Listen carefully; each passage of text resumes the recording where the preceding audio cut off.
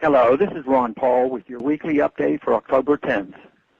According to the Fifth Amendment of the U.S. Constitution, Americans are never to be deprived of life, liberty, or property without due process of law.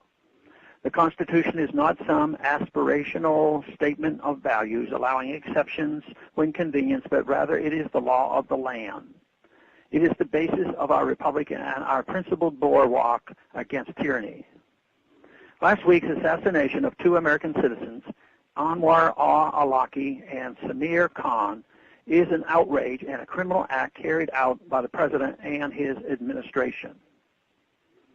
If the law protecting us against government-sanctioned assassination can be avoided when there is a really bad American, is there any meaning left to the rule of law in the United States?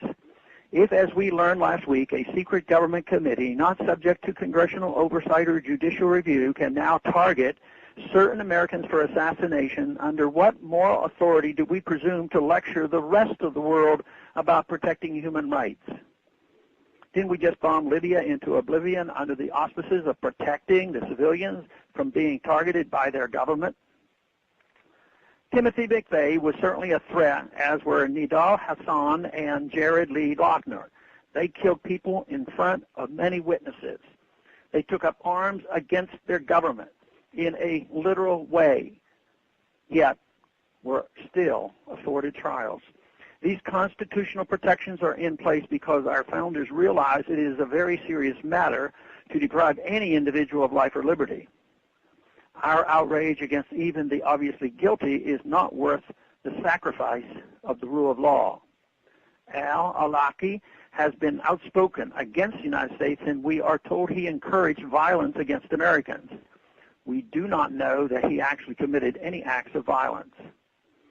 Ironically, he was once invited to the Pentagon as part of an outreach to moderate Muslims after 9/11.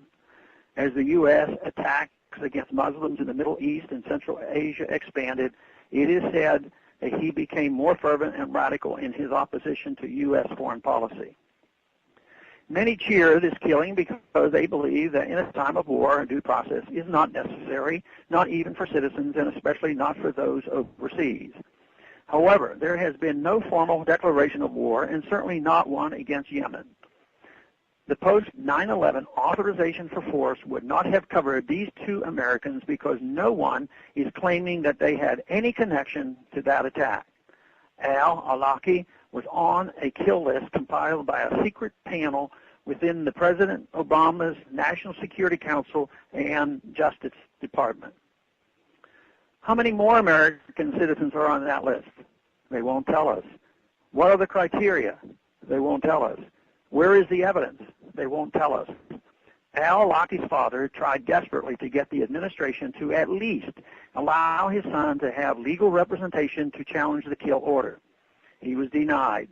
Rather than give him his day in court, the administration, behind closed doors, served as prosecutor, judge, jury, and executioner. The most worrisome aspect of this is that any new powers this administration accrues will serve as precedents for future administrations. Even those who completely trust this administration must understand that if this usurpation of power and denial of due process is allowed to stand, these powers will remain to be expanded on by the next administration and then the next. Will you trust them? History shows that once a population gives up its rights, they are not easily won back. Thanks for calling this update. A new update is placed on this number, 888-322-1414, every Monday. The written text can be found on my webpage, www.house.gov/Paul. Thanks for